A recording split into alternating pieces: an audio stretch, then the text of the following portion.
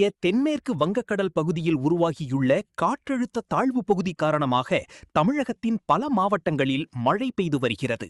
அதன்படி திருவாரூர் மாவட்டத்தில் பெரும்பாலான பகுதிகளிலும் இன்று காலை முதல் பரவலாக மழை பெய்து வருகிறது.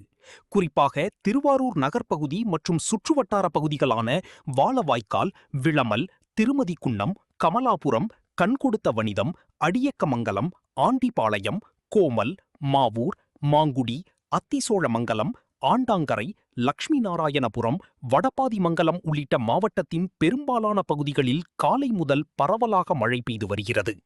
அக்னி நட்சத்திர காலத்தில் வெயில் குறைந்து குளிர்ச்சி நிலவுவதால் மக்கள் மகிழ்ச்சியடைந்துள்ளனர்.